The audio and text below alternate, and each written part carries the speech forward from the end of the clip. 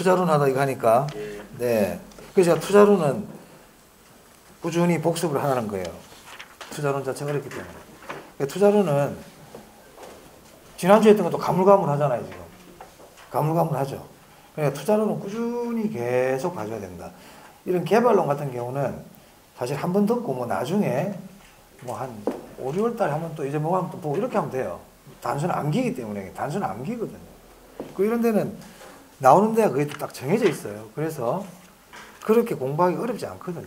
근데 수요 공급, 투자론 이런 데는 지금부터 미리 복습을 쭉 정리를 안 해놓으면 나중에 하려고 그러면 힘들단 말이에요. 왜냐면 나중 되면 2차 과목도 해야 되고 하다 보니까 마음이 심리적으로 쫓기거든요. 쫓기기 때문에 여유로운 마음 공부 상태가 안 돼요. 우리가 마음이 쫓기고 여유롭지가 않으면 공부 자체가 눈에 잘 안 들어옵니다. 촉박하다 보니까 쫓기게 되거든요. 그래서 1, 2월, 3, 4월 시간이 있을 때 이때 우리가 투자론, 개론에서 좀 어려운 부분인 수요 공급, 투자, 우리 3월 달 되면 감정평가도 할 건데 감정평가 이런 것들을 미리 빨리 좀 해놔버려야 마음이 편하단 말이에요. 중요한 걸 먼저 딱 정리를 해놔버리면 나머지는 공부하기가 쉬워요. 그리고 수요 공급이라든지 투자론, 감정평가 이것만 하더라도 문제 자체가 거의 뭐 20문제 가까이 나오는 파트이기 때문에 그것만 잘 해놔두면 기본적 점수를 확보하고 들어가거든요. 자, 그 상태에서 이런 단순 암기 같은 경우는 나중 되면 저절로 알게 돼요. 계속 하기 때문에 우리가. 자, 382페이지 보겠습니다.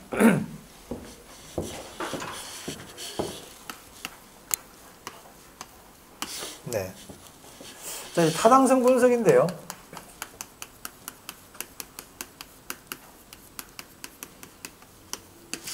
아까 우리 개발의 7단계 할 때 아까 타당성 분석이라고 있었잖아요. 아까 있었죠? 그걸 다시 자세히 보는 겁니다. 타당성 분석. 이 타당성 분석은 일단 순서부터 기억해야 돼요. 지역 경제 분석,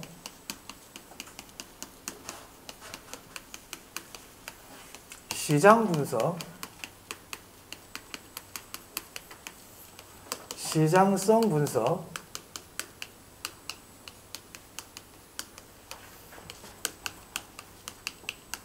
타당성 분석,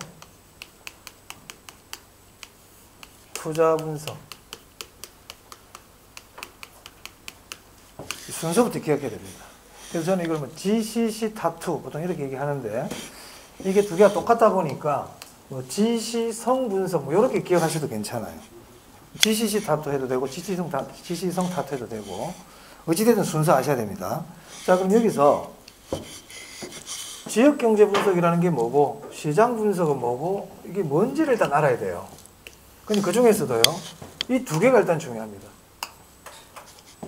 얘들도 시험에 물어는 보지만 답으로 잘 안 낸다는 거죠. 답으로 내는 애들은 이 둘이 중요하다는 거예요. 그러면 이제 지역경제 분석부터 먼저 보겠습니다. 자, 만약에 어떤 개발업자가 포항이나 울산이나 부산이 세 군데 쇼핑몰을 하나 짓고 싶어요. 그 세 개 도시 중에. 그러면 이 개발업자는 포항에 가봐야 됩니까? 가봐야지. 울산에도 와봐야 됩니까? 와봐야 되겠죠. 부산에도 가봐야 되나요? 가봐야 됩니다. 가서 그 지역 경제를 분석한다 이 말이야. 그럼 지역 경제 분석이라는 건 뭘 봐야 될까요? 그 도시의 인구가 어느 정도 되는지, 그 도시의 부동산 경기는 어떤지, 그 도시의 교통, 우리가 부동산은 교통하고도 중요하거든. 도로 상황은 잘 돼 있는지, 그리고 그 지역의 기반 산업은 어떤 것들이 있는지, 과연 그 사람들이 우리가 쇼핑몰을 지었을 때 이거를 수요할 수 있는 능력이 있는지를 봐야 될 거 아니에요. 그러니까 그 지역 사람들의 소득이라든지 기반 사업이라든지 이런 전반적인 걸 다 조사하는 게 지역 경제 분석이라고요. 그걸 디테일하게 자꾸 외우려고 그러지 말고. 그럼 지역 경제 분석은 좁은 거를 분석하는 것 같아요? 큰 거를 보는 것 같아요? 거시적 분석, 그렇지. 큰 거를 보면 거시적 분석이 돼 말이야. 자, 그래서 교재를 한번 보시면요. 이걸 막 외우려고 그러면 안 돼요. 여러분이 개발업자가 생각을 해보면 돼요. 자, 그래서 그 지역 경제 분석 보세요. 대상 지역의 인구라든지 고용이라든지 소득 같은 거, 그리고 부동산의 수요와 시장에 영향을 미치는 모든 요인을 분석한다. 그래서 그 뒤에 뭐라고 되어 있어요? 줄 치세요. 거시적 시장 분석이에요. 그래서 지역경제 분석 나오면 일단 제일 먼저 기억해야 될 게 거시적 분석이라는 겁니다. 요거 기억. 그럼 우리가 거시적이라는 게 뭐냐면 인구라든지 소득이라든지 고용이라든지 이런 걸 분석하는 걸 우리가 거시적 분석이라 그래요. 그리고 그 책에는 좀 이런 말이 좀 빠져있어요. 모든 부동산의 수요 공급을 분석하는 거예요. 모든. 그러니까 아까 포항, 울산, 부산이라 그랬잖아요. 그 지역에 모든 부동산 경기가 어떻는지를 본다 이 말이야. 전반적인 걸 다 조사하는 거예요. 전반적인 걸 다. 만약 여러분들이 여기 신정동 여기 이 부근에 내가 김밥집을 하나 한다 해봅시다.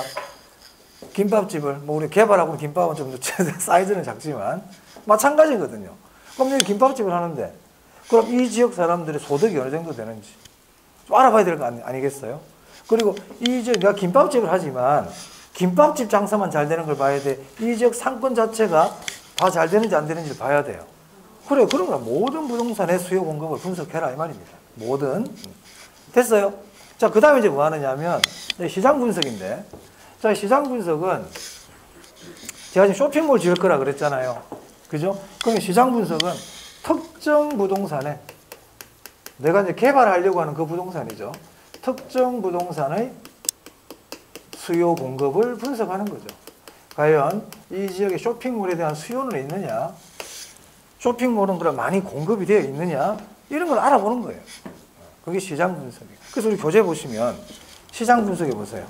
동그라미 1번에 보니까 특정 부동산이라고 되어 있죠. 특정이라 되어 있잖아요. 특정 부동산에 대한 수요와 공급 상황을 분석한다. 자, 그 다음에 3번입니다. 3번 좀 별표하겠습니다. 요거는 참고로 보시면 돼요. 3번 별표. 거기 보시면 시장 세분화라는 게 있고요. 시장 차별화가 있을 거예요.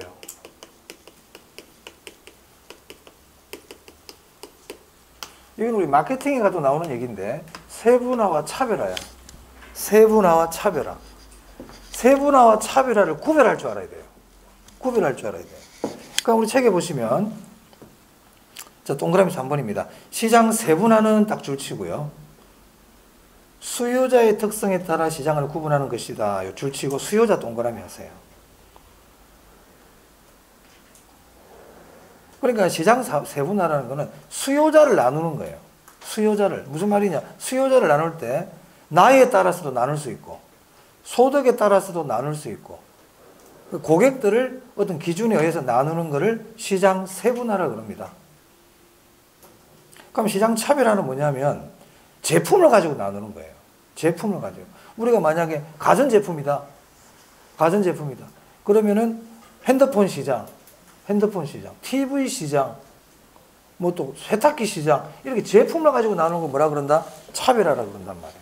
그럼 또 세탁기 시장도 또 뭐 통돌이 세탁기 시장, 드럼 세탁기 시장, 이런 식으로 또 나눌 수 있잖아요. 그러니까 제품을 가지고 나누는 걸 뭐라 그러고? 차별화라고 그러고, 고객 자체를 나누는 걸 뭐라 그러고요? 세분화라고 그러고. 구별할 수 있겠습니까? 네. 그래서 바뀌면 안 되겠다는 거죠. 바뀌면 안 되겠다. 만약에 시장 세분화를 공급 제품에 따라서 구분하는 거다. 그러면 안 된다 이 말이야. 세분화는 수요자를 특성에 따라 나누는 거고 차별화는 공급 제품을 가지고 나누는 거예요. 그러니까는 세분화는 수요에 따라서 나누는 거고 차별화는 공급을 가지고 나누는 거죠. 그러니까 수요와 공급을 분석하겠다는 거예요. 네. 이해되셨어요? 네, 그 정도 보시면 되겠습니다. 자, 그 다음에 시장성 분석인데. 시장성 분석. 자, 시장성이라는 게 뭐예요? 여러분, 시장성이 뭡니까? 야, 그 물건은 시장성이 없어. 이게 무슨 뜻이에요? 잘 안 팔린다는 얘기지. 안 그래요? 시장성이라는 거는 과연 내가 팔릴까? 이게 시장성 아닙니까? 그렇게 생각할 게 아니고. 그럼 시장성 분석이라는 거는 내가 쇼핑몰을 지었을 때 과연 이게 매매가 잘 될까? 임대가 잘 될까? 이거를 조사하는 게 시장성 분석이란 말이에요. 그 시장성 분석은 매매, 임대 가능성을 분석하는 거예요. 네. 자, 책을 한번 볼까요? 자, 시장성 분석. 시장성 분석이란 개발되는 부동산이 현재나 미래의 시장 상황에서, 앞에 건 안 중요해. 출치입니다. 매매되거나 임대될 수 있는 능력을 분석한다. 이게 무슨 말이야? 매매 임대 가능성이죠. 기억하셔야 돼요. 이런 거 시험에 나와요. 자, 그 다음에 동그라미 3번에 보세요. 흡수율 분석이라고 있어요. 자, 이 흡수율 분석은 시장성 분석할 때 하는 거예요. 흡수율 분석은 언제 한다고요? 시장성 분석할 때. 그럼 흡수율이 뭘까? 자, 이것도 책대로 외우려고 그러지 말고, 책대로 외우려고 자꾸 한도 끝도 없어요. 그러니까 흡수율이라는 거는 내가 만든 부동산이, 내가 개발한 부동산이 얼마만큼 빨리 시장에 흡수되었느냐, 이 얘기거든. 여기서 흡수라는 게 매매 임대란 말이에요. 그러니까 흡수가 잘 됐어. 그럼 흡수율이 높다지. 맞아요? 그런 뜻이에요. 그래서 시장성 분석할 때 흡수율 분석을 합니다. 흡수율이라는 거는 얼마나 빨리빨리 매매가 잘 됐느냐, 얼마나 빨리빨리 임대가 잘 되느냐, 이걸 분석하는 게 흡수율 분석이에요. 자, 그래서 우리 교재 보시면 아까 흡수율 분석이 어디 있었냐면 382페이지 위에 핵심 봐보세요. 거기 3번에 흡수율 분석이라고 있나요? 네, 그 별표하세요. 제가 다 읽어보겠습니다. 지난 1년 동안 일정 지역에서 공급된 부동산이 얼마만큼 비율로 팔렸느냐를 구체적 미시적으로 분석합니다. 구체적 미시적 줄치시고요. 과거 추세를 파악하여 추세 동그라미 하세요. 추세 동그라미가 별표예요. 흡수율 분석을 나타내주는 하나 힌트예요. 추세. 제가 전에 투입 요소, 그럼 민감도 분석이라고 그랬죠. 추세 그러면 흡수율이구나, 이렇게 감을 잡아야 돼요. 자, 그리고 그 밑에 미래의 흡수율을 예측하는데 그 목적에 대해 줄치고 별표입니다, 이거. 자, 그래서 흡수율 분석은요, 일단 추세 분석이고요. 추세. 흡수율 분석은 목적이 중요해요. 목적. 미래 예측이 목적이에요. 만약에 시험에 흡수율 분석은 과거의 흡수율을, 과거의 매매와 임대 사항을 정확하게 파악하는 데 목적이 있다. X예요. 과거를 알아보는 게 목적이 아니라고요. 과거를 분석은 과거 걸 분석해. 지난 1년 동안 그랬잖아, 제가. 지난 1년 동안 우리가 개발하려고 하는 이 쇼핑몰이 지난 1년 동안 얼마나 빨리빨리 매매가 되었는지를 알아보는 게 흡수율 분석이야. 데이터는 과거 걸 이용해. 하지만 그 목적은 과거를 하는 게 목적이 아니고 이 데이터를 분석을 통해서 미래를 예측하는 게 목적이 있단 말이에요. 잊어먹지 마세요. 미래를 예측하는 데 목적이 있어요. 그래서 거기 보시면 과거 추세를 파악해서 미래 흡수율을 예측하는 데 목적이 있다. 꼭 기억합니다. 그러면 이 흡수율 분석은 언제 한다고요? 시장성 분석할 때 하는 거예요. 시장성 분석할 때 합니다. 시장 분석할 때 하는 게 아니고 시장성 분석할 때 한다. 그러면 만약에 흡수 시간이 짧아. 그럼 위험이 큰 거예요? 위험이 작은 거예요? 작은 거지. 그죠? 이런 거, 그러니까 흡수율 분석의 의미를 알면 그런 질문에 대답할 수 있어요. 흡수 시간이 짧다. 위험이 작다. 흡수율이 높다. 위험이 작다. 흡수율이 높다는 건 빨리빨리 잘 됐다는 거예요. 안 그러면 책에 있으니까 안 그러면 외울 수밖에 없어. 383페이지에 시장성 분석의 동그라미에서 한번 밑에 보세요. 흡수 시간이 짧을수록 시장 위험은 뭐라고 되어 있어요? 감소한다. 이런 것이 다 사실은 외우려고 하면 한도 끝도 없잖아요. 이런 거는 크게 어려운 내용이 아니니까. 자, 383페이지 봅니다. 기출 한번 볼까요? 기출. 오른쪽에 기출이 있네요. 자, 제가 한번 읽어볼게요. 시장성 분석은 특정 부동산이 가진 경쟁력을 중심으로 해당 부동산이 분양될 수 있는 가능성을 분석하는 것이다. 어때요? 맞아요? 그러니까 여기서 다른 글자 필요 없죠. 어떤 글자가 중요한 글자 같아? 분양될 수 있는 가능성. 이게 시장성 분석이야. 근데 시험에서 시장성 분석이라는 걸 여기다 시장 분석을 한다든지 다른 말을 투자 분석이라 적는다든지 그러면 안 된다 이 말이에요. 오케이? 그래서 시장성 분석은 매매 임대 가능성을 얘기합니다. 매매가 분양입니다. 그 매매가 분양이지. 내 입맛에 맞는 글자가 딱 그대로 나오라는 법은 없어. 그런 걸 일일이 다 외우려면 한도 끝도 없어. 매매가 분양이야. 매매가 분양. 넘기겠습니다. 자, 타당성 분석인데요. 이 타당성 분석은 뭐냐면 줄칩니다. 충분한 수익성이죠. 충분한 수익성. 자, 지금 어떻게 하고 있어요? 제가 아까 지역경제 분석, 개발업자가 후보 도시가 3개인 거야. 포항, 울산, 부산. 여기다 쇼핑몰을 지으려고 그래. 그러면 개발업자는 포항에 가서도 지역경제 분석해야 되고, 울산 가서도 지역경제 분석해야 되고, 부산 가서도 지역경제 분석을 해야 된다 이 말입니다. 자, 지역경제 분석 했죠? 그럼 이 지역이 어떤 지역인지를 보겠다는 거예요. 인구가 어느 정도 되고, 소득은 어느 정도 되고, 기반 사업은 어느 정도 되고, 모든 부동산 경기가 어느 정도 되는지를 보겠다는 거예요. 자, 그 다음에 이제 내가 쇼핑몰을 지을 건데, 쇼핑몰에 대한 시장 수요와 공급을 분석하겠다는 거예요. 쇼핑몰에 대한 수요는 있는지, 또 쇼핑몰 공급은 어느 정도 되어 있는지, 이걸 알아보는 거예요. 그러니까 밑에 쓰는 게 세분화와 차별화다 이 말이야. 세분화와 차별화. 고객을 나누는 걸 뭐라 그러고요? 세분화. 공급 제품을 가지고 구분하는 거 뭐라 그러고요? 그렇죠. 쇼핑몰도 보면은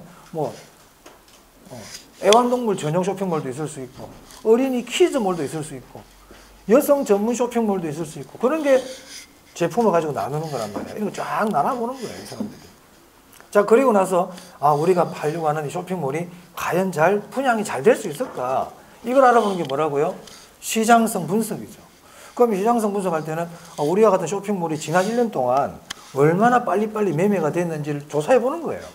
그렇게 함으로써 우리가 앞으로 할 이 쇼핑몰도 분양이 잘 되겠구나, 안 되겠구나, 이거를 알아보는 게 뭐라고? 흡수율 분석이다. 됐어요? 그럼 이 시장성 분석이 끝나고 나면요, 제가 여기서 말씀 안 드렸지만 예상 분양가가 정해져요. 야, 우리 정도 가격에 분양을 하자. 분양 가격이 다 정해져. 그리고 시장성 분석을 통해서 어느 정도 분양이 되겠다는 예상도 나올 수 있겠죠. 안 그래요? 지난 과거를 조사해가지고 이 정도 분양이 되겠다는 예측이 나온단 말이야. 그리고 분양 가격이 정해져요. 그럼 이제 그거 가지고 이제 뭐 해야 된다? 수익이 어느 정도 날지를 계산해 봐야 될 거 아닙니까? 맞습니까? 그게 수익성 분석이에요. 수익성 분석. 그럼 이 공부한 게 이게 뭔데? 우리 지금 세후연금수지 했잖아. 세후연금수지. 가능 총소득부터 쫙 해봤잖아요. 공부했잖아. 그거 하겠다는 거야. 이 수익성 분석이. 그래서 그거 보면은 세후연금수지를 말 있네. 둘째 줄에. 보이세요? 그래. 그래서 세후연금수지를 공부한 거예요. 개발업자들 다 그런 거 한단 말이야. 이 정도 수익이 나겠구나. 가능 총소득부터 쫙 이렇게 빼나가는 거예요. 이렇게. 자, 그 다음에 투자 분석은 뭐겠어요? 투자 결정하는 거지 뭐. 투자 여부 결정. 투자 여부 결정. 그러면은 이제 포항의 분석 결과 수익성 분석이 나왔을 거고, 그죠? 울산에서의 수익성 분석 나왔을 거 아니에요?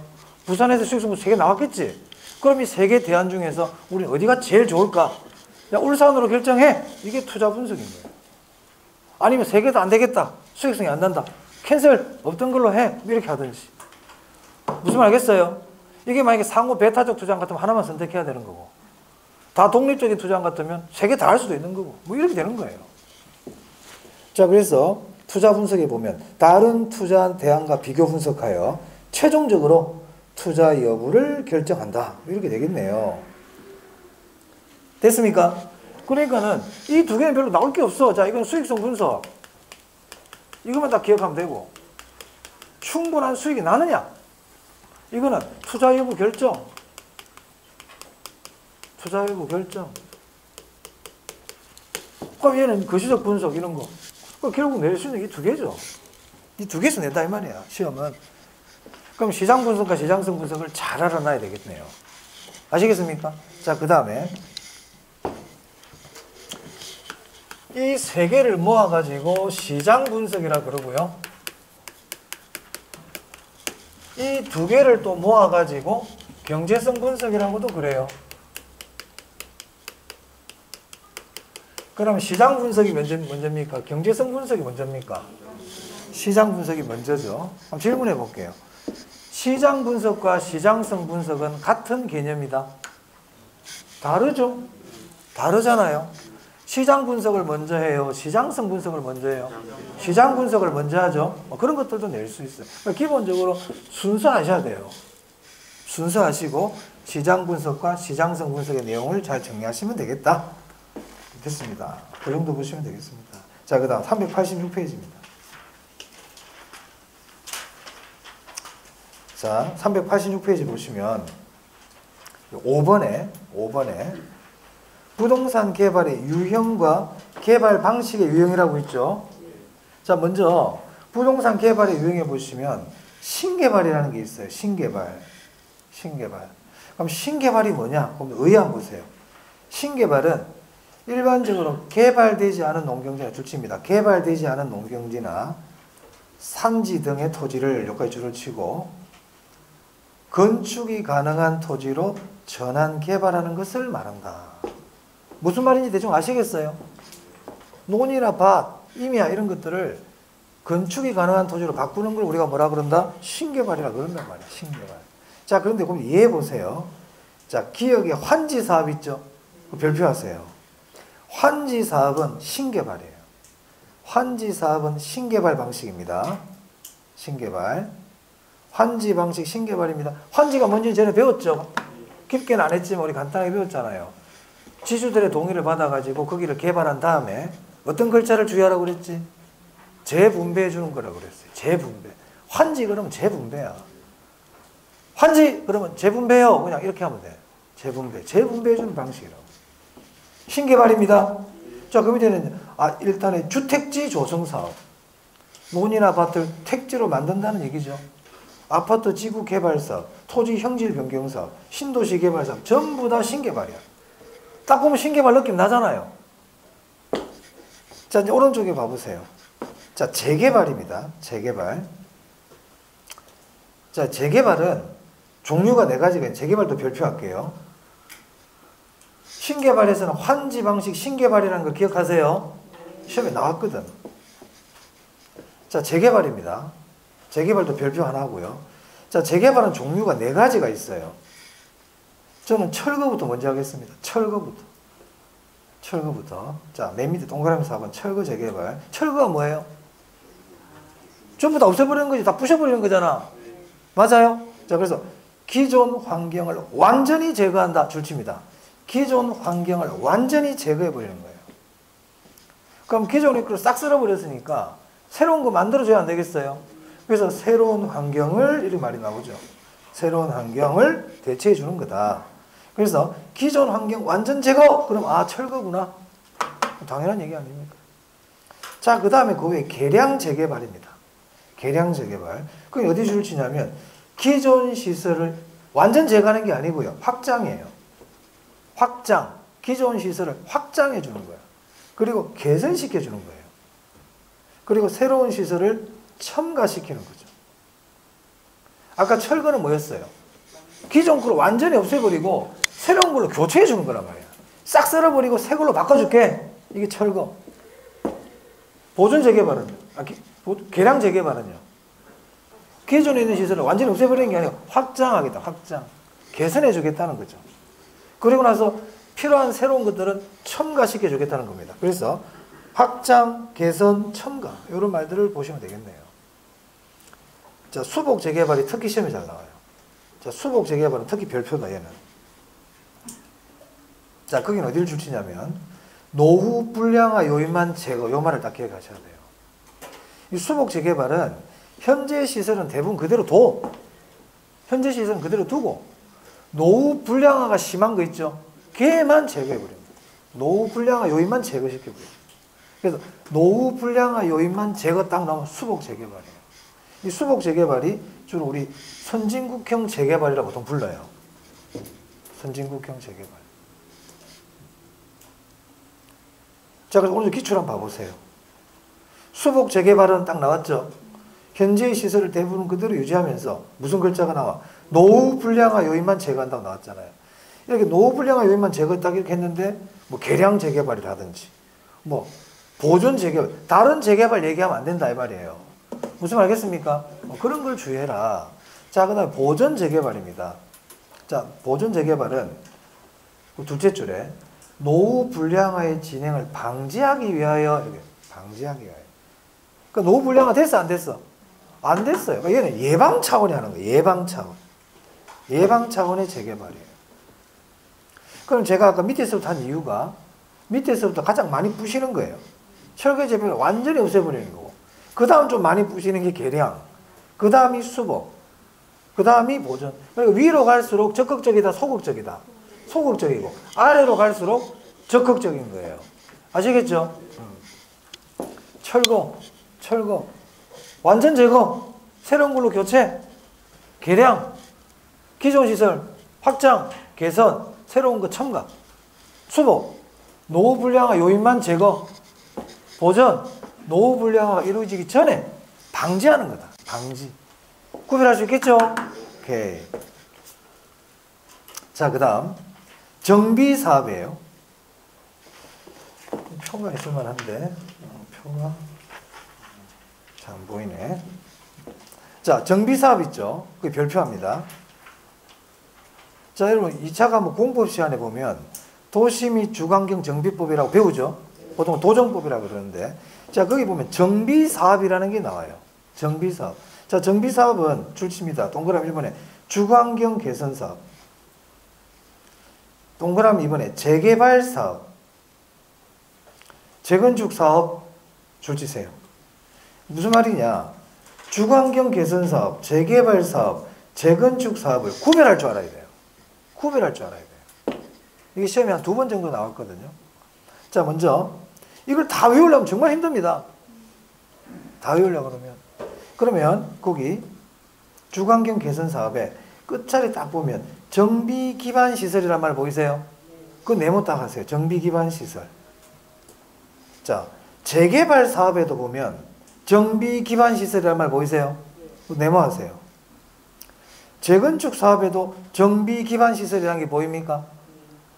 네모. 아하, 주관경 개선이나 재개발이나 재건축이나 전부 다 정비 기반 시설이라는 말이 들어가잖아요. 이걸 가지고 구별하면 돼요. 왜냐면은 우리 시험에서 이런 용어들이 다 법에 있는 용어이기 때문에 이대로 내거든요. 이대로 내요. 제가 그전에 법률 용어는 임의대로 마음대로 쓸 수 없어요. 그 어찌 보면 외우기가 공부하기도 쉽다. 자, 그래서 먼저 주관경 개선 사업 보면 정비 기반 시설이 뭐라고 되어 있어요? 극히 열악해요. 극히 열악하다고. 극히 열악하다. 요즘 애들 왜 개 망했다, 개 답답해 이런 말 하지. 주관경 개선 사업이야. 극히 열악해. 죄송합니다. 뭐 어쩔 수 없어요. 이 개뭐 같은 이러면서 극히 열악하다. 이 동네가 개 답답하다 이런 식이야. 아시겠죠? 제가 자꾸 얘기하는 거 잊어먹지 말라는 거야. 극히 열악하다. 주관경 개선 사업. 자, 그런데 재개발 사업은 그냥 열악이야. 그냥 열악. 정비 기반 시설이 그냥 열악이에요. 재건축 사업은요, 정비 기반 시설이 뭐예요? 양호해요. 됐어요? 이 세 개만 가지고 일단 구별하세요. 원래는 또 거기 보시면 주관경 개선 사업은 단독주택, 다세대 주택이 밀집한 지역 이런 말도, 공법 시간 이런 거 말씀하실지도 몰라. 공법 선생님은. 재개발 사업은 상업지역, 공업지역 이런 말이 나오고, 재건축 사업은 공동주택 지역이거든. 이건 나중에 구별하시고요. 아시겠어요? 하지만 주관경 개선 사업 얘기할 때 정비시설이 극히 열악하고 이 말이 꼭 나옵니다. 꼭 나오는데 굳이 뭐. 그런데 이제 이게 시험이 2번이나 나왔거든. 제가 말씀드린 이 방식으로. 근데 이제 조금 업그레이드 시키면 지역을 가지고도 얘기할 수 있어요. 단독 다세대는 주관경 개선 사업이고, 재개발은 상업공업이고, 재건축은 공동주택. 이것도 알아두시면 좋아요. 알아두시면 좋아요. 근데 지금 한꺼번에 다 외우라고 힘드니까 원래는 알아두면 좋은데 지금은 일단 그거 가지고 구별하시기 바랍니다. 됐습니까? 자, 그래서 주관경 개선 사업, 재개발 사업, 재건축 사업을 구별할 줄 알아야 되겠다. 주관경 개선 사업 안 되면 주택도 좀 알아두시면 좋겠어요. 사실은 단독, 다세대, 상업, 공업, 공동주택 이렇게 알아두시면 좋죠. 물어볼 수는 있는데. 자, 넘깁니다. 자꾸 외우라 그러면 여러분 부담스러우실까봐. 자, 이제 388페이지 보시면 부동산 개발 방식이 유형 그래가지고 양가로 이번에 환지 개발이라고 있죠. 보이세요? 앞에 설명 다 했어요, 제가. 그 보니까 동그라미 이번에 무슨 글자 보여요? 재분배. 동그라미 이번에도 뭐 있어요? 재분배. 동그라미 3번에는요, 구획 정리. 보입니까? 자, 이런 말들이 나온 환지 방식이다. 그럼 시험에 어떻게 나오는지 한번 볼게요. 왼쪽 기출 한번 봐보세요. 최근에 2번이나 나왔거든. 자, 1번에 환지 개발 방식은 딱 나왔죠? 그럼 제가 중간 거 읽으라고 그래서 읽지 마라 그랬어. 재분배 찾아라 그랬어요. 있나요? 있죠. 그럼 재분배가 있는데 환지가 아니고 뭐 수용이니 매수니 이런 말 적어놨잖아. X야. 자, 2번도 보세요. 또 환지 방식은 또 이렇게 나와 있죠. 그 뒤에 또 무슨 글자를 찾아야 돼요? 재분배. 이렇게 찾으시면 되겠다. 오케이? 일단 지금 딱 그렇게 구별해야 됩니다. 자, 그 다음에 양가로 3번에 매수 방식이라고 되어 있죠. 매수가 뭐예요? 사들이는 거죠. 주로 수용을 얘기합니다. 수용. 그래서 공공이 토지의 전면 매수를 원칙으로 하므로 수용 절차가 필요하다 이렇게 되어 있죠. 그래서 매수 방식은 대부분 다 수용 방식이라고 보시면 돼요. 그래서 괄호안에 보니까 뭐 공영개발 이렇게 되어 있잖아. 제가 전에 공영개발할 때는 수용한다 그랬죠. 기억납니까? 그래. 공영개발 동그라미 딱 해. 수용. 또 뭐 기억하라고 그랬는데? 분양 매각. 공영개발은 분양 매각. 환지는 재분배. 그렇게 말씀드린 적이 있습니다. 그래서 분양 매각이기 때문에 권리 소멸이라고 그랬고요. 환지는 권리 축소라고 그랬거든. 자, 됐습니다. 그 정도 보시면 되겠다. 넘기세요. 자, 어디를 보시냐면 390페이지예요. 부동산 공영개발의 장단점 보이세요? 보이십니까? 자, 그거는 오른쪽에 표가 있어요. 환지 방식과 공영개발의 비교 보이세요? 그 별표.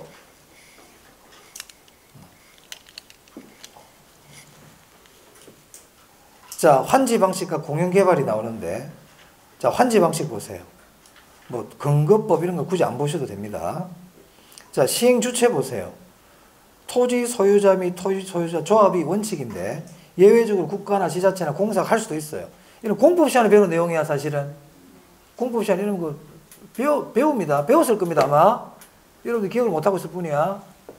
자, 그 다음에 재원 조달 보세요. 재원 조달. 자, 이 환지 방식은 토지를 매수하는 방식이 아니거든요. 매수 방식이 아니에요. 토지 소유자들의 동의를 받아서 하는 거예요. 그러면 개발 비용 자체가, 개발 비용 부담을 누가 해야 되느냐 이 말이야. 재원 조달. 토지 소유자가 부담을 하든지 아니면 채비지를 가지고 간단 말이에요. 채비지. 그래서 방식이 뭐라고 되어 있어요? 환지라고 되어 있죠. 장점 보겠습니다. 토지 소유자의 개발 참여로 민원이 최소화돼요. 민원 최소화 조치세요. 그래서 환지 방식은 지주들의 불만이 별로 없어요. 자기들이 참여해가지고 토지 가치, 개발이 되면 토지 가치가 올라가기 때문에 민원이 작단 말이에요. 지주들의 반발이 약해요. 반발이 별로 없어요. 자, 그 다음 단점 보세요. 개발이익 환수가 곤란해. 제가 그때 개발이익 환수는 정부가 매각을 할 수 있는 입장이 되면 개발이익 환수가 쉽다고 그랬죠. 근데 얘는 매각하는 겁니까? 재분배하는 겁니까? 그 환지 방식 재분배란 말이 없네. 환지 방식 위에다 재분배 딱 적어요. 재분배. 환지 방식 위에 재분배. 재분배. 그래서 개발이익 환수가 곤란해. 그리고 이 환지 방식은 이해관계자가 작을까요? 많을까요? 많죠? 제가 전에 토요일 날 강의할 이해관계자가 많으면 속도가 느리고 절차가 복잡하다 그랬어요. 그래서 절차가 복잡해요. 밑에 적으세요. 사업 속도가 느리다. 사업 속도가 느려요. 자, 그럼 공영개발 볼게요. 공영개발은 공적 주체가 하는 개발이에요. 국가, 지자체, 공사가 하는 게 공영개발이에요. 말 그대로 공영개발이라고. 민간이 하는 게 아니야, 이거는. 자, 방식 수용이라고 되어 있죠. 수용. 장점 보세요. 개발이익의 사회적 환수가 가능하다는 거죠. 단점 한번 볼까요? 민원이 발생할 수 있어요. 왜? 수용하다 보니까. 수용하다 보니까 보상 문제 때문에 민원이 발생합니다. 왜냐하면은 기존의 땅 주인들은 이 토지를 팔아버리고 그 사람들은 이제 가버리는 거예요. 팔면 끝이야. 그죠? 그러다 보니까 보상을 많이 받아야 되는데 정부는 보상을 많이 안 해주려고 그러겠죠. 그러다 보니까 민원 문제가 생긴단 말이에요. 환지는 땅 주인들이 떠나는 게 아니잖아요. 다시 되돌려받잖아요. 그리고 민원이 별로 없어요. 원래 자기 땅 돌려받기 때문에. 구별할 수 있겠어요? 그리고 단점에 시행자의 자금 부담이 높죠. 개발업자들이 이제 돈을 들여가지고 땅도 사야 되고 개발도 해야 되니까 자금에 대한 재정적 부담이 크죠. 자, 그래서 공영개발 위에다가는 분양, 매각 이렇게 적었어요. 분양, 매각. 자, 그리고 환지 방식 그 위에다가 이 말이 좀, 자, 채비지 있잖아요. 채비지. 자, 환지 방식입니다. 그 위에다 이렇게 여백 있잖아요. 여기 지금 뭐 적혀 있어? 재분배 적혀 있죠. 이렇게 딱 찍고요. 적고. 자, 채비지인데. 자, 채비지는 비용 충당하는 목적의 토지를 얘기하거든요. 환지가 끝났어. 환지가 끝났는데 채비지가 조금 남았어. 채비지가. 그럼 이 채비지는 재분배할 거냐, 매각할 거냐 이 말이에요. 자, 채비지 매각합니다. 채비지는 재분배한다 그러면 안 돼. 채비지는 재분배가 아니고 뭐 한다고요? 매각해요. 채비지 매각합니다. 채비지는 매각한다. 그런 것들 좀 주의하시면 되겠습니다.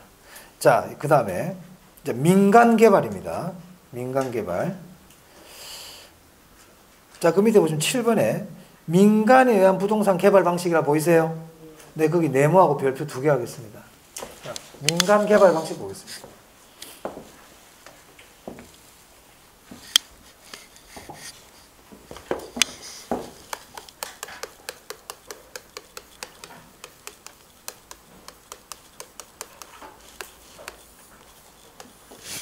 자, 민간개발 방식 첫 번째가 뭐냐면 자체개발이에요. 민간개발이라는 게 뭔지 아시겠죠? 개인, 기업, 조합 같은 걸 민간이 하는 개발이라고요. 민간개발. 공영개발은 뭐였어요? 공적 주체가 하는 개발. 자체개발이 뭘까? 자체개발은 지주 단독개발을 얘기합니다. 지주 단독개발. 지주 단독개발이 뭘까요? 땅 주인이 지 혼자 개발하겠다는 거야. 자기 혼자서. 그럼 자금도 누가 구해야 돼? 자금 조달 누가 해야 돼? 지주가. 그럼 이익도 누가 가지고 가? 지주가. 아, 그러면 자체개발, 지주 단독개발은 수익도 지주지가 다 가지고 가고 위험도 지주가 다 부담하겠구나. 맞아요? 그런 거예요. 속도가 빠를까요? 느릴까요? 사업 속도가. 지 혼자 하니까 빨라요. 제가 이해관계자가 많으면 느리다 그랬죠. 혼자 하니까 빠릅니다. 그게 지주 단독 개발입니다. 자, 한번 교재 한번 볼까요? 별로 어려운 내용 없어, 얘는. 넘겨보세요. 동그라미 2번입니다. 시행, 자금 조달, 이익의 기속 주체가 모두 누구라고요? 소유자예요. 소유자. 그 다음 위에 하나 적어.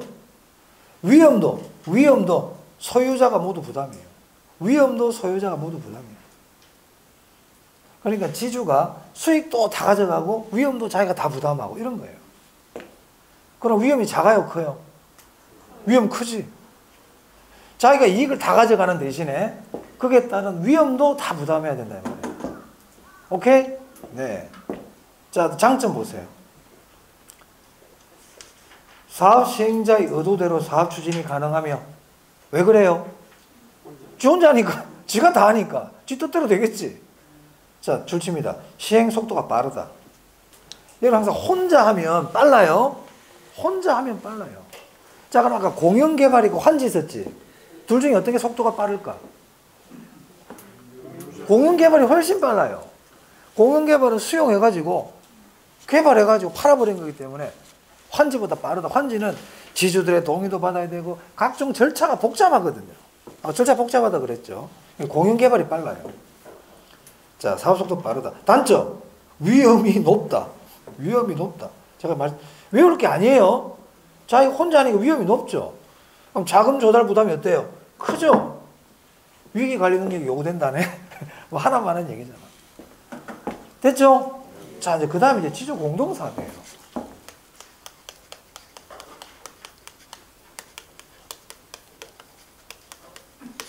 지주 공동사업. 이 지주 공동사업은 지주하고 시공사가 같이 하는 거예요. 같이 하는 거예요. 어떤 식으로 할까요?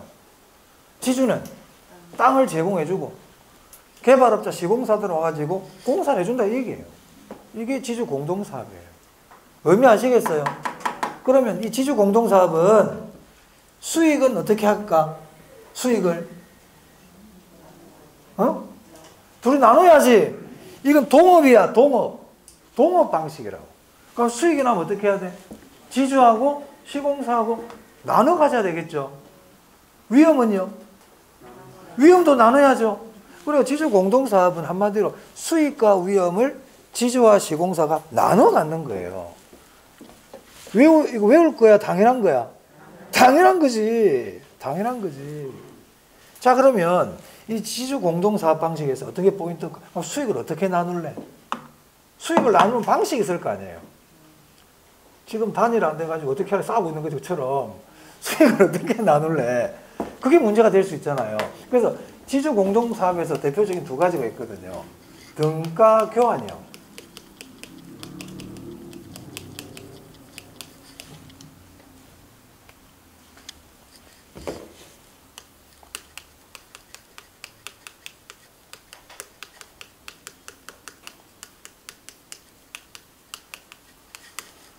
분양금 공사비 지급형 이 두 가지로 나눌 수 있어요. 그럼 등가 교환형이라는 건 뭐냐? 제가 극단적인 예를 들면 저기 토지가 이렇게 있어. 이 토지가 한 10억 정도 한다 해볼게요. 토지가 10억이에요. 자, 여기다가 시공사가 건설을 했어. 이렇게 10층짜리 지었어. 근데 공사비도 한 10억이 들어갔대. 그럼 둘이 들어간 돈이 똑같잖아요. 그럼 이 개발된 부동산을 반씩 나눠 갖는 거예요. 같은 가치로 나누자. 그게 등가 교환형이에요. 이걸 다른 말로 대물 변제형 이렇게 불러도 돼. 물건을 가지고 서로 자기가 들어간 돈만큼 가지고 하는 거예요. 대물 변제형 또는 등가 교환형 이렇게 부릅니다. 그럼 책을 한번 보면요. 자, 지주 공동사업 의의안 보세요. 지주 공동사업은 토지 소유자와 개발업자 또는 시공사가 부동산 개발을 공동으로 시행하는 것이다. 동그라미 이번에 이렇게 좀 말이 나오는데 지주 공동사업 옆에 적으세요. 수익과 위험을 지주와 시공사 또는 개발업자가 분담하는 방식이죠. 지주와 시공사가 수익과 위험을 분담하는 거예요. 한마디로 동업이라 보면 돼요. 이런 거는. 그럼 시험에서 동업이다 이런 말을 안 쓰거든. 이렇게 표현합니다. 이익을 공유한다. 이익을 공유하는 방식이에요. 이익을 공유하는 방식. 이익을 공유하는 방식. 우리 책에 그런 말이 없으면 적으세요. 지주 공동사업에 적어두세요. 그럼 대표적인 게 뭐라고요? 공사비 대물 변경. 또 헷갈려 할라. 공사비 대물 변경 옆에 정리 남겠다. 공사비 대물 변경 옆에다가 이익 공유. 이익 공유. 지주 공유 다 해버리실라. 이익 공유. 딴 데 적지 말고 공사비 대물 변경 옆에다 적으세요. 이익 공유. 그리고 동그라미 이번에 분양금 공사비 지급형 보이세요? 거기 옆에다 이익 공유. 이익 공유. 이 두 군데만 적어. 딴 데는 적지 말고. 밑에 있는 투자자 모집형 사업수탁 방식도 이익 공유라고 생각할라. 이 두 개가 이익 공유예요. 이 두 개가 이익 공유야. 수익과 위험을 분담하는 거야. 그럼 등가 교환이 뭔지 아시겠어요? 지주가 제공한 가치하고 시공사가 부담한 공사 비용을 그 금액만큼을 나눠 갖는 거야. 개발한 부동산을 가지고. 오케이? 네가 들어온 돈이 30%구나. 그러면 30%를 쟤한테 주는 거야. 지분의 30% 쟤한테 주는 거야. 그럼 70%는 70% 투자한 사람이 가져가는 게 등가 교환형이다 이 말이에요. 자, 교재 한번 볼까요? 자, 종류에 동그라미 1번 공사비 대물 변제형 등가 교환 방식. 자, 기억 보세요. 토지 소유자가 개발 사업을 발주하고 개발업자는 공사비를 준공된 건축물의 일부로 받는 방식이다. 이해되세요? 자기가 들어간 비율만큼 받아가는 거예요. 자기가 이거 어떤 빌라를 짓는데 전기하시는 분이 전기 공사를 해줬어. 그랬더니 자기 한 개 전기 공사비가 한 2억 정도 돼. 그럼 2억만큼의 아파트를 받아가겠다. 그럼 101동 102호 한 2억 정도 해. 그럼 그 아파트 한 채를 내가 가져가겠다. 이것도 일종의 등가 교환형이고 대물 변제형입니다. 아시겠어요? 근데 만약에 그 공사를 실컷 했는데 그 공사가 마무리가 안 되고 만약에 공사가 부도가 났다. 그럼 전기업자 돈 받기 힘들 수 있잖아요. 위험도 자기가 부담하잖아요. 그런 거라 보시면 되겠습니다. 자, 그럼 그 밑 옆에 392페이지 보세요. 기출. 우리 시험에 어떻게 내는지 한번 볼까요? 등가 교환 방식의 경우 토지 소유자가 토지를 제공하고 개발업자가 건물을 건축해서 그 기여도에 따라 아까 제가 그랬잖아. 내 공사비 10억 들어갔다. 네 땅은 얼마 들어왔노? 기여도를 따진단 말이에요. 기여도에 따라 토지 건물의 지분을 나눠 갖는 거예요. 들어간 만큼. 오케이? 꼭 이렇게 안 적더라도 의미를 알아라고요. 꼭 이대로 표현 안 할 수 있어요. 그러니까 내가 들어간 투자된 것만큼 그 물건을 내가 가져가겠다는 거예요. 이게 등가 교환 방식 공사비 대물 변제형입니다. 자, 그 다음에 분양금 공사비 지급형 보세요. 그럼 이건 뭐겠어요? 분양대금으로 공사비 주겠다는 거죠. 분양대금으로 공사비 주겠다. 자, 그래서 토지 소유자가 사업을 시행하면서 건설업체에 공사를 발주하고 공사비 지급을 뭐로 주겠다? 분양 수입 대금으로 주겠다는 거예요.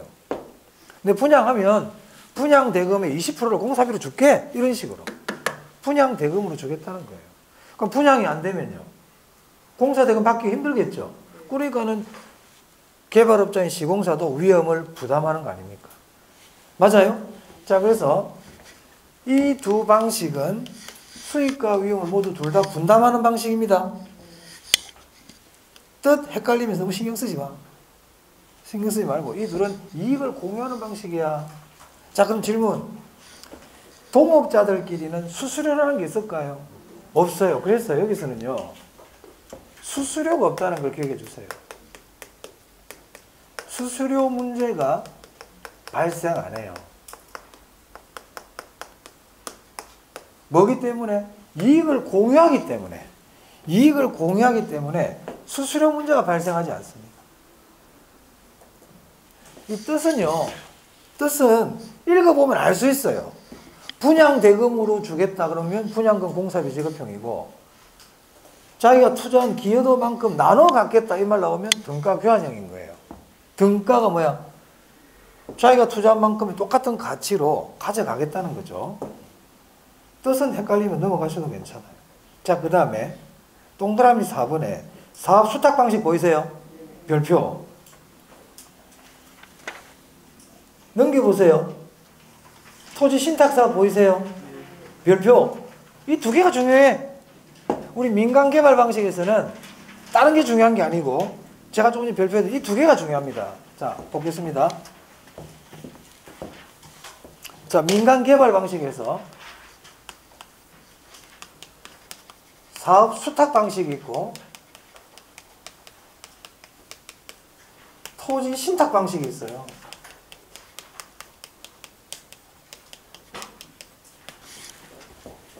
자, 이 둘은 비슷해. 자, 보겠습니다. 뭔지. 자, 이 지주가 있어요. 지주. 토지 소유자죠. 이 사람은 개발에 대한 노하우가 없어. 개발을 해본 경험이 없다고. 그러다 보니까 이 토지를 개발을 하려고 하니까 불안한 거예요. 겁도 나고 할 줄을 모르니까. 자, 그럼 여기 개발 전문가가 있어. 개발 전문가. 이 사람한테 개발을 맡겨요. 개발의 모든 과정을 맡깁니다. 개발 좀 해주세요 이 말이에요. 개발해가지고 분양까지도 그냥 알아서 다 해주세요. 무슨 말 알겠어요? 자, 근데 이렇게 맡길 때 두 가지 방식이 있어요. 자, 이처럼 지주는 맡기는 사람입니까? 맡김을 받는 사람입니까? 맡기는 사람이죠. 이 사람은 좀 표현은 좀 그렇지만 맡김을 받는 사람.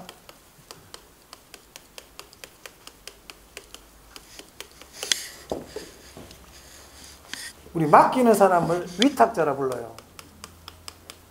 위탁자. 맡김을 받는 사람을 수탁자라고 부릅니다. 수탁자. 그런데요, 맡기는 방식이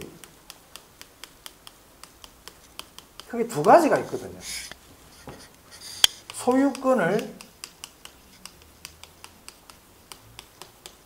이전하지 않고 맡기는 방법이 있고, 소유권을 이전하면서 맡기는 방식이 있어요. 예를 들어서 어떤 여자분이 화장품 판매를 해. 화장품 방판업을 하신다 그래 볼게요. 그래서 화장품을 한 100개 정도를 갖고 있는데 친구가 보니까 뭐 판매를 잘하는 친구야. 그 친구한테 화장품 30개 갖다 주면서 야, 네가 좀 팔아줘. 팔아주면 내가 니한테 한 개당 20% 수익 줄게. 이렇게 맡겼단 말이야. 맡겼지? 그럼 나는 위탁자, 저 사람은 수탁자야. 자, 근데 맡길 때 이 화장품의 소유권을 넘기고 팔아달라 그랬느냐, 그냥 소유권을 안 넘기고 네가 좀 팔아줘 그랬느냐에 따라서 달라진다 이 말이에요. 만약 소유권을 안 넘겼다 그러면 어떻게 돼? 나중에 그 사람이 못 팔면 뭐 주라면 다시 내가 팔게 이렇게 할 수 있지. 무슨 말 알겠어요? 이처럼 소유권을 이전하지 않으면서 맡기는 거를 위탁이라 그래요. 위탁. 우리 혹시 삼산에 가면 명품 위탁 매매 뭐 점포들 있잖아, 매장들. 모릅니까? 그건 뭐냐면 내가 루비통 가방을 갖고 있어. 그 루비통 가방을 들고 있다가 좀 팔아야 되겠다. 내가 팔려야 잘 안 팔려. 그래서 어떤 매장에 보니까 명품 위탁 매장이 있어. 그거 가서 팔아달라는 거예요. 이렇게. 좀 팔아주세요. 팔리면요, 수수료 주겠지. 그럼 그 가방은 소유권이 누구한테 있어? 내 거야. 그거 취소하려면 갖고 오면 돼. 안 팔래요. 무슨 말 알겠어요? 소유권을 이전하지 않는 걸 뭐라 그런다? 위탁. 근데 소유권을 이전하면서 맡기는 거를 신탁이라 그래요.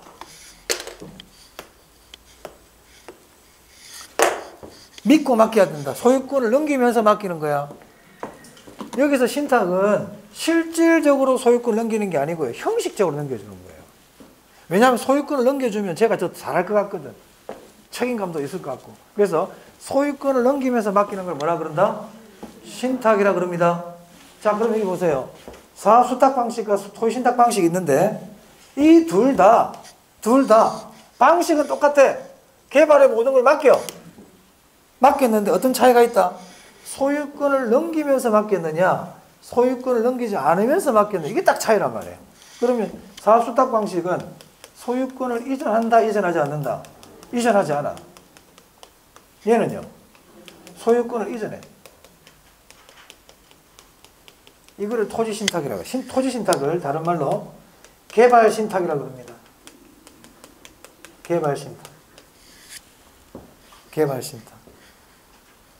소유권 이전합니다.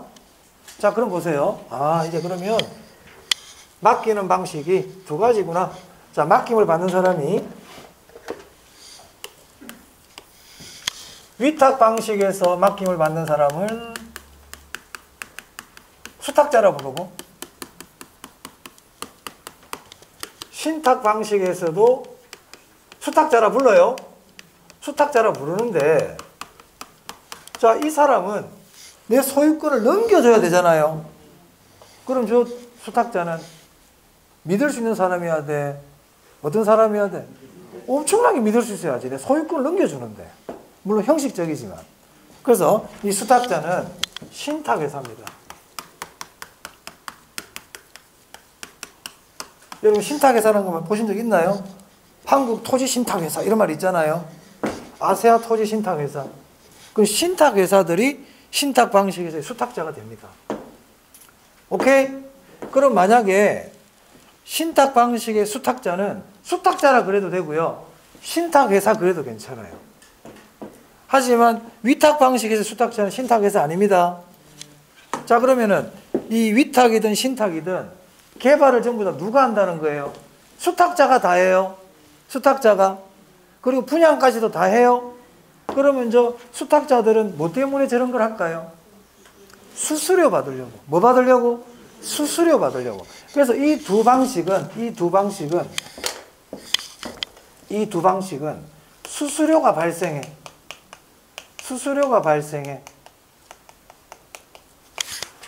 수수료가 발생합니다. 그러면 결국 이 말은 이익을 나눠 갖는 겁니까? 이익을 나눠 갖는 건 아닙니까? 이익을 나눠 갖는 게 아니에요. 이익 공유 방식 아니에요. 이 둘은 이익 공유 방식이고 수수료가 발생 안 한다고 그랬지. 하지만 이 둘은 반대야. 수수료가 발생해. 이익 공유하는 방식 아니에요.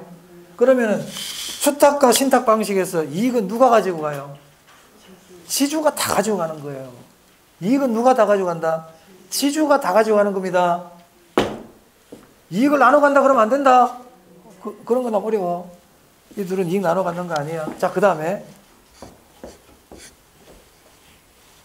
자금 조달인데요. 자금 조달.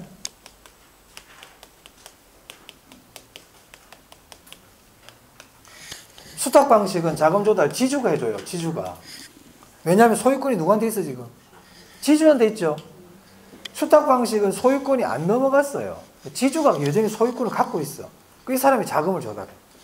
하지만 신탁 방식은 소유권이 지금 수탁자인 신탁회사로 넘어갔죠. 그럼 자금 조달 누가 한다? 수탁자가. 토지 소유자가 자금을 조달해야지. 이게 누군데요? 신탁회사. 자, 그 다음에 사업의 주체입니다. 사업 주체. 누구 이름으로 사업을 하느냐는 거예요. 자, 이것도 마찬가지. 토지 소유자예요. 이거는 수탁자예요. 신탁회사 이름으로 해요. 그래서 자금 조달하고 사업 주체는 이렇게 생각하세요. 소유권을 가지고 있는 사람이 자금을 조달한다. 소유권을 가지고 있는 사람이 자금을 조달한다. 소유권을 가지고 있는 사람이 사업의 주체다. 이렇게 생각하시면 되겠습니다. 시행사가 된다 이 말이에요. 사업의 주체가 된다 이 말이에요. 자, 그럼 책을 한번 보겠습니다. 제일 중요한 건 이거야. 소유권 이전 되느냐 안 되느냐. 이게 제일 중요해. 이게 제일 중요해. 자, 393 사업 수탁 방식. 토지 소유자가 개발업자에게 사업 시행을 의뢰하는 형태이며, 제가 그랬죠. 개발해달라고 의뢰한다고 그랬잖아요. 그러면 개발업자가 뭐가 되고? 수탁자.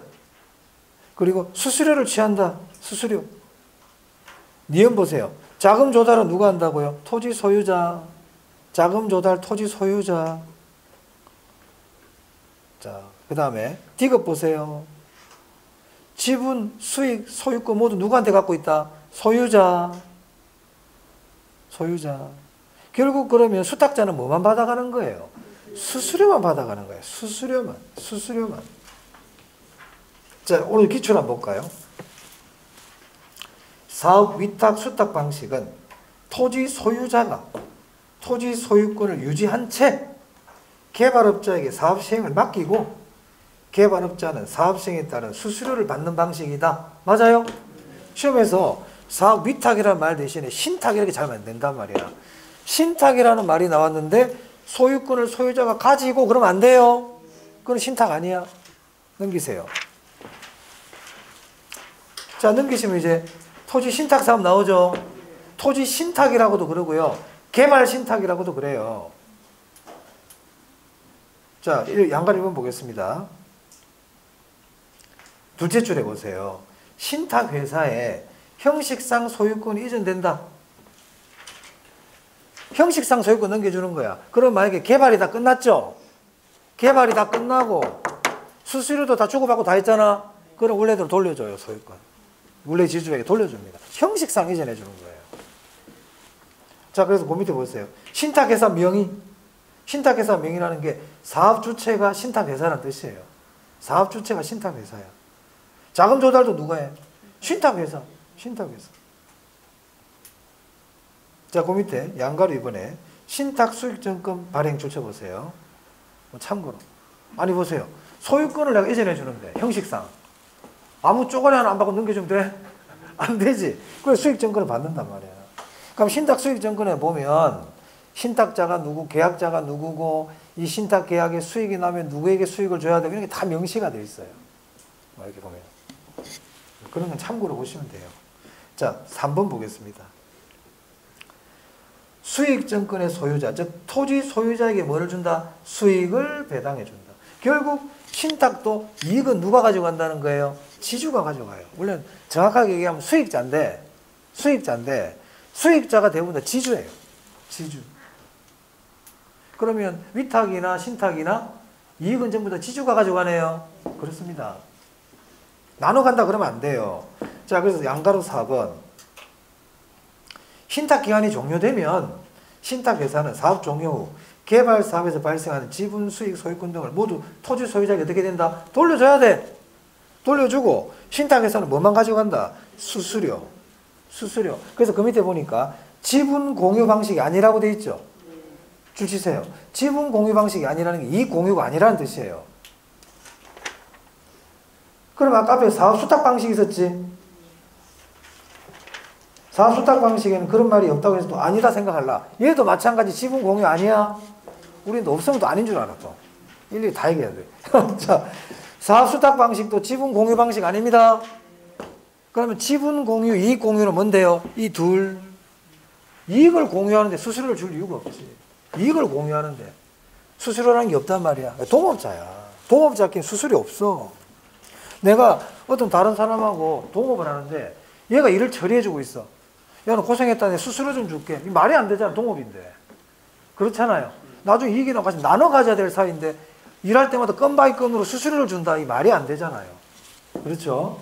그래서 이익을 공유한다는 것은 수수료가 없다는 얘기고 이익 공유가 아니라는 것은 수수료를 받겠다는 얘기예요. 그런 내용이 되겠습니다. 자, 그 다음에 4번에 컨소시엄입니다. 컨소시엄. 네. 자, 컨소시엄은 거기 양가로 1번에요. 법인 간의 줄 한번 쳐보세요. 법인 간의 양가로 1번에. 보이세요? 별표입니다. 자, 법인 간에란 말은 법인들이 모였다는 얘기거든. 법인들이 모여가지고 사업을 하는 거예요. 그럼 이 공사 자체가 작은 공사일까요? 큰 공사일까요? 큰 공사예요. 대규모 줄치세요. 대규모. 자, 그러면 컨소시엄은 뭐냐? 현대건설, LG건설, 또 뭐 무슨 건설회사, 새 회사가 모여가지고 대규모 건설 공사를 하려고 그래. 대규모 건설 공사를. 그런데 이 공사를 할 때 현대 이름으로 할 거냐, LG 이름으로 할 거냐, 뭐 다른 회사 이름으로 주체가 누구야 될 거냐니까 다툼이 생길 수도 있겠죠. 내 이름으로 할게, 내 이름으로 할게 이런 문제 생길 수도 있고 다른 법적이라든지 비용 문제라든지 이런 것들이 있다 보니까 별도로 회사를 따로 만드는 거예요. 별도로 회사를 따로 만들어. 우리 옛날에 북한 원자력 문제 해결할 때 한국, 중국, 미국, 일본, 러시아 이 나라들이 모여가지고 뭐 캐도라는 걸 만든 적이 있거든. 국가들이 만들어가지고 별도의 하나 기구를 따로 만들었잖아요. 네? 이런 거나 보면 돼요. 그러니까 법인들이 모여가지고 별도로 회사를 하나 딱 만들었단 말이야. 자기들이 지분을 가지고. 그걸 우리가 뭐라고 부른다? 컨소시엄이라고 그래요. 그러니까 컨소시엄이라는 말은 우리가 일반 아까 캐도 그것도 컨소시엄이야. 그런 것도 일종의. 그러니까는 법인이나 국가나 이런 사람들이 모여가지고 여러 사람들이 모여서 별도로 뭘 하나 만들어갔단 말이야. 그 별도 법인을 우리가 뭐라고 부른다? 컨소시엄이라고 부릅니다. 그럼 주로 소규모 공사할까? 대규모 공사할까? 대규모 공사죠. 그럼 이해관계자가 여럿이겠네? 속도가 빠를까 느릴까? 느려요. 그래서 컨소시엄은요. 대규모 줄치시고 2번에 보시면 연합법인 이런 말이 나와요. 연합법인 보이세요? 자, 그럼 3번에 보세요. 3번에 책임 회피 현상 보입니까? 왜 그런지 아시겠어요? 네가 잘못했다, 네가 잘못했다 이렇게 떠넘길 거 아니야. 지금 단일화 이 말 안 된 이유도 이런 비슷한 거야. 자, 그 다음에 사업 시행의 시간이 어떻게 된다고요? 오래 걸린다. 그럼 어떤 좋은 점이 있을까요? 대규모 기업들이 모였기 때문에 사업이 안정적이에요. 사업의 안정성 확보. 그럼 이런 걸 왜 할까요? 뭐 이거 참고로 양가로 1번에 보시면 기술 보완, 자금의 조달 이런 말 보이세요? 그리고 법인들이 모이면 자금 조달이 또 쉽고 내가 가지고 있지 않은 기술을 저 회사는 갖고 있거든. 그래서 기술의 보완이 가능하다. 뭐 이런 말들이 되겠네요. 그래서 이 컨소시엄 시험에 나오면 어떤 게 나오냐면 뜻이 나와요. 뜻. 그러면 법인 간에 이런 말 딱 나오면 컨소시엄이다. 연합법인 컨소시엄이다. 속도가 느리다. 아시겠죠? 그렇게 보시면 되겠네요. 자, 그럼 394페이지 왼쪽에 기출 한번 보겠습니다. 신탁 개발 방식은 딱 이렇게 나왔죠. 신탁 개발 방식이 나오면요, 제일 먼저 기억해야 될 게 수탁자에게 소유권이 이전된다 이 말을 꼭 찾아내야 돼요. 토지 소유자로부터 형식적인 토지 소유권을 이전받은 신탁회사가 이렇게 나오죠. 소유권 이전됐다고 돼 있잖아요. 사업 주체가 돼요. 신탁회사가 사업 주체가 된단 말이에요. 개발 공급하는 방식이다. 어때요? 그렇죠.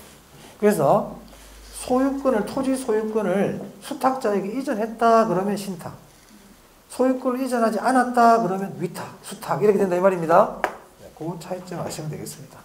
자, 여기까지 보고 조금 쉬었다가 민간 자본 유치 사업 방식 하겠습니다.